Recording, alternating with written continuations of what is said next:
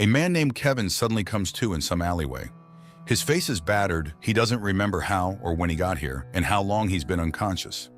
Suddenly, he sees a stranger in front of him who introduces himself as Benefactor. The new acquaintance claims he can help him and offers the man a job. Kevin refuses, remembering he needs to go home to his wife. Then Benefactor explains that no accident occurred in this world. Calling the police is futile, and they have met far from the first time, because Kevin has shifted to another reality. Benefactor leads the man to a cafe where it seems everyone knows him. Waitress Tina escorts them to the chosen table, although she cannot hide her fear. After a tense conversation at the table, Kevin realizes that Benefactor is actually Satan.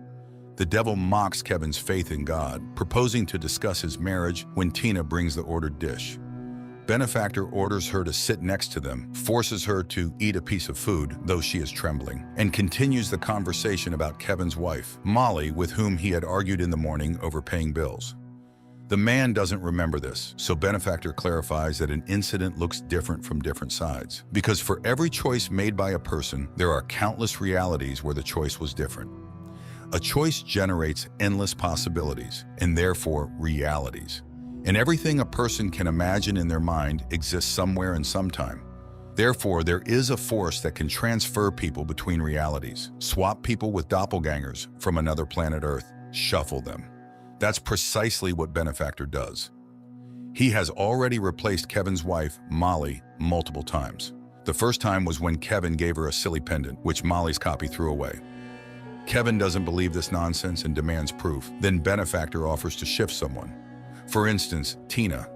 Benefactor adjusts some device on his wrist while Tina starts to cry, apparently genuinely frightened. Looking back, Kevin sees her weeping parents and regrets subjecting them to such an ordeal. And when he screams for Benefactor to stop, the girl disappears. The devil explains that she ended up in a world where her parents never met, and thus she was never created. So now the poor girl is in a psychiatric clinic. Kevin doesn't understand why Satan needs him, and he admits he's ready to offer the man anything he wants, provided he becomes one of his shifters, people who have sold their souls and transfer others to alternative universes. Other Kevins made their choice, so only he remains. In desperation, Kevin begins to pray silently for God's help. Benefactor furiously screams, claiming he is undoubtedly better than God, and he will never leave Kevin alone. And the more furiously Benefactor curses, the more fervently Kevin prays until suddenly Satan disappears, leaving Kevin in this reality. Horrified at what he has just done, Kevin apologizes to Tina's family and leaves. But stepping outside, he finds the world has changed. Police and strange masks are everywhere, and there are bans on virtually everything. 5 years later, Kevin is still in this reality, where most of the planet is destroyed by a constant war, after which the shifters came.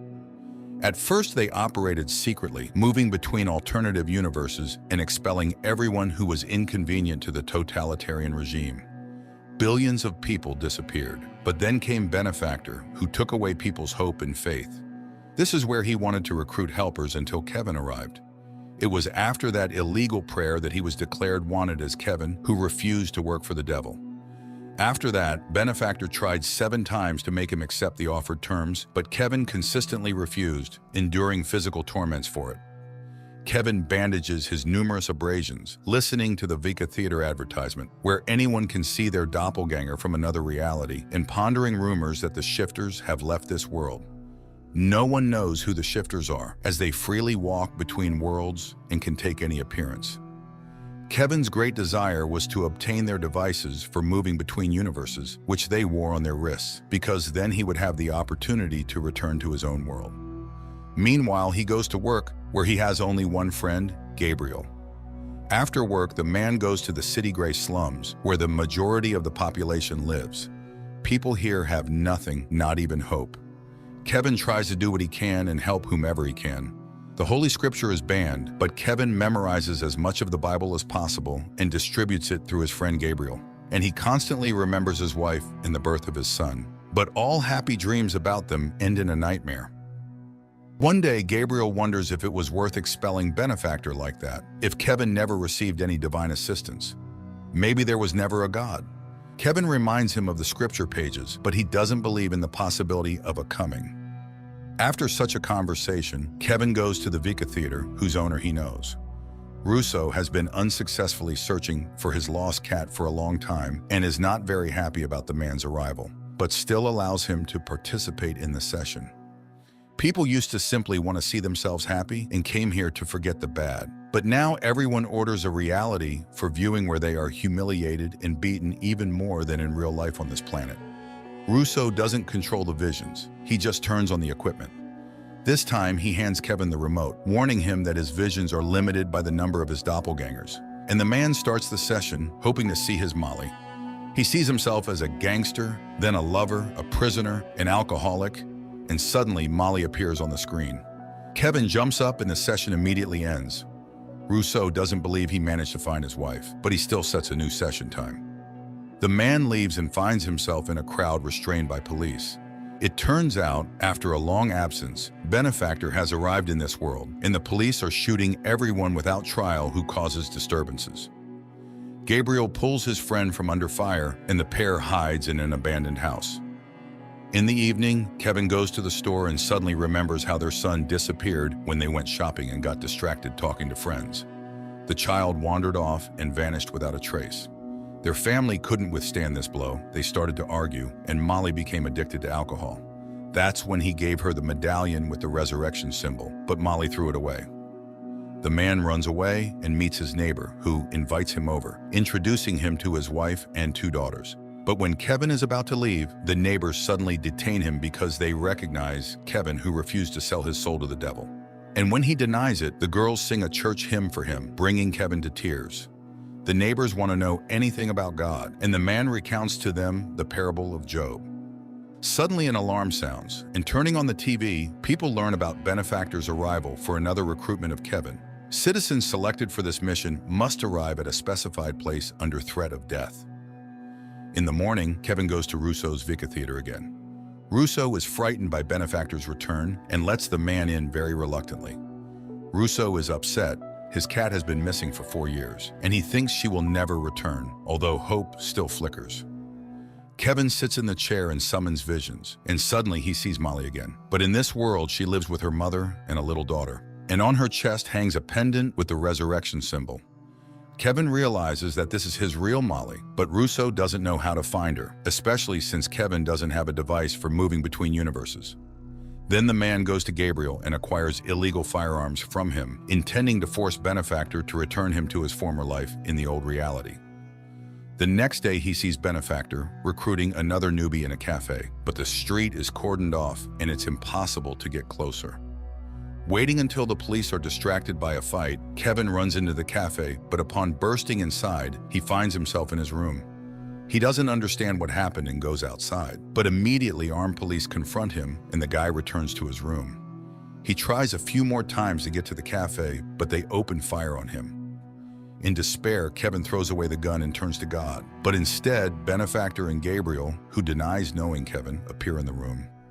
Satan mocks the foolish man who entrusts his writings to some coward. Kevin is still waiting for the coming, but he is not needed by God, and he will never come to him. So he can live well only by coming to Benefactor. Satan also refuses to talk about Kevin's missing son and admits that among all the doppelgangers, only he refused to cooperate. Outside, a scream is heard, and dashing out the door, Kevin sees a police officer shooting his neighbor. Then they open fire on his room. Kevin falls, dropping Gabriel, but the friend is already dead. And then Kevin sees on his hand the device for moving between universes and realizes that he has been one of Benefactor's minions all this time. He removes the device and instantly shifts to another reality, but around him is a desert. Kevin activates the device again and falls into a lake, emerging from which he again realizes that this is not his world. And again, he activates the device. In one of the realities, he ends up in a psychiatric clinic where several shifters with Gabriel's face greet him. He tries to run away from them, but they open fire.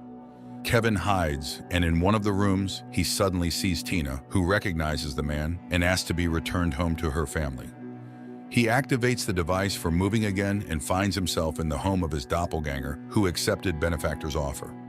Recognizing Kevin, who refused to sell his soul, the doppelganger points a gun at him and tries to take the device. But Kevin manages to shift back to his bullet-riddled apartment.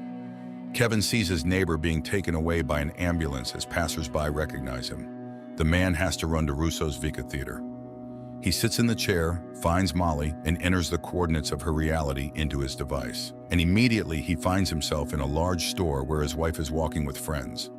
He cries from happiness at seeing her, but the woman reminds him that the collapse of their marriage was initiated by him.